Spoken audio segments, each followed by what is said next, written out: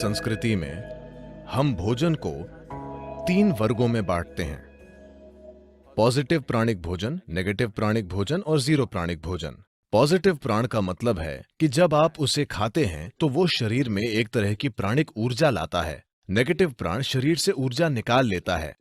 Zero न देता है न लेता है, उसे बस स्वाद और आलस के लिए खाया जाता है। एक सरल चीज जो आप सभी लड़कियां कर सकती हैं वो है बस अपने भोजन में 40 से 50% कच्चे भोजन को शामिल करना। मतलब वो जीवित हो, वो एक जीवित कोशिका होनी चाहिए। वो कोई सब्जी हो सकती है, कोई फल हो सकता है, कोई सूखा मेवा हो सकता है या अंकुरित मूंग हो सकता है। कम से कम 40 से 50% भोजन जो आप खाते हैं वो जीवित होना चाहिए। आप मृत भोजन खाते हैं फिर आप जीना चाहते हैं, ये थोड़ा मुश्किल है क्योंकि अब आपको मुर्दे को जगाना है।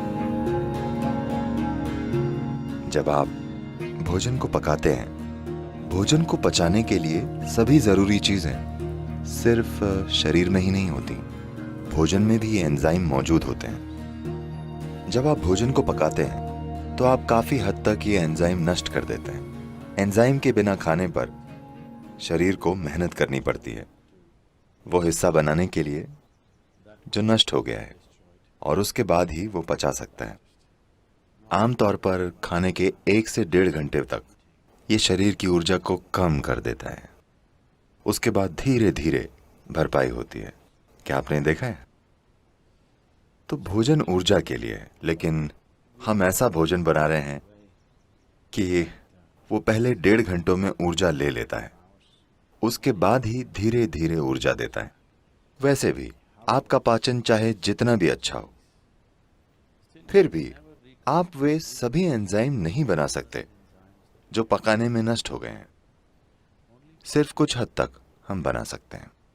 तो जो भी हो, अगर आप पका हुआ भोजन खाते हैं तो आपका खाया हुआ 50 से 60% भोजन आमतौर पर बर्बाद हो जाता है, लेकिन शरीर को फिर भी उस पर काम करना पड़ता है। और जितनी ऊर्जा ये लगाता है और जितनी तकलीफ झेलता है वो बहुत ज्यादा है। भोजन के कई मायने हैं, लेकिन मुख्य रूप से शरीर के लिए ईंधन है। अगर आप सही किस्म का ईंधन डालेंगे तो ये एक निश्चित तरीके से काम करता रहेगा। अगर आप गलत किस्म का ईंधन डालेंगे तो किसी तरह से काम चलाएगा। मैं ये नहीं कह रहा हूं कि इस तरह से खाएं या उस तरह से खाएं, बस प्रयोग करके देखें। ठीक है, बस प्रयोग करके देखें। आज रात अब आप जब जाएं तो पका हुआ भोजन खाने की जगह फल खाकर देखिए। कल सुबह आपको अलार्म की जरूरत नहीं पड़ेगी, आप अलार्म से पहले उठ जाएंगे और आप देखेंगे कि आपकी आंखें भी इस तरह बंद नहीं होंगी। आप उठते ही एकदम सतर्क होंगे। लोग ये नहीं जानते कि अपने शरीर में बिल्कुल आराम से होने का क्या मतलब है। दुर्भाग्य से 95% लोग ये नहीं जानते, क्योंकि आप गलत तरीके का ईंधन डालते हैं। आप इस शरीर को हवा की तरह रख सकते हैं। आसानी से ये आपसे आगे रहेगा। आपको इसे खींच कर नहीं ले जाना पड़ेगा, इसे आपसे आगे चलना चाहिए। आप बस सही तरह का ईंधन डालकर ये कर सकते हैं।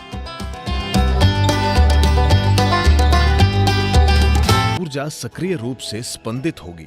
खासकर कुछ चीजें जो बहुत ज्यादा पॉजिटिव हैं, उनमें से एक है सफेद कद्दू। सफेद कद्दू बहुत ज्यादा पॉजिटिव है। आप मेरे ख्याल से इन दिनों आप सिर्फ उसे अपने घर के सामने लटकाते हैं या सड़क के 3 कोनों पर तोड़कर भैंस को दे देते हैं, लेकिन आप उसे नहीं खाते।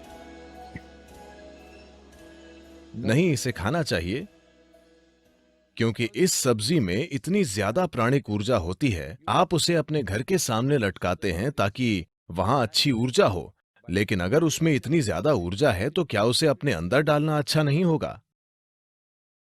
उसे आपके अंदर डालना अच्छा है, खासकर अगर आप इस पर कई प्रयोग हुए हैं। अगर आप रोजाना 1 गिलास सफेद कद्दू का जूस पिएं तो आपके शरीर में कैंसर कोशिकाओं की संख्या बहुत कम हो जाएगी और आप साफ तौर पर देखेंगे कि आपकी बुद्धि की तीक्ष्णता बढ़ जाएगी।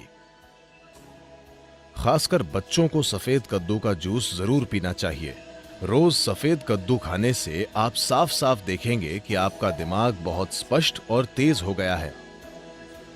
कुछ हफ्तों तक सफेद कद्दू का सेवन करने से ही यह दिखने लगेगा। आप देखेंगे कि सुबह आप कॉफी पीते हैं, वो आपको चिड़चिड़ाहट के साथ ऊर्जा देता है। आप 1 गिलास सफेद कद्दू का जूस पिएं, वो आपको जबरदस्त ऊर्जा देगा। साथ ही वो आपको बहुत बहुत शांत भी रखता है।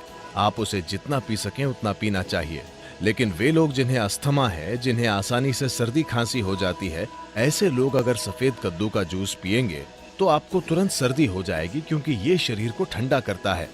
अगर ऐसी समस्या है तो ऐसे लोगों को हमेशा सफेद कद्दू के जूस में थोड़ा सा शहद या काली मिर्च डालकर पीना चाहिए।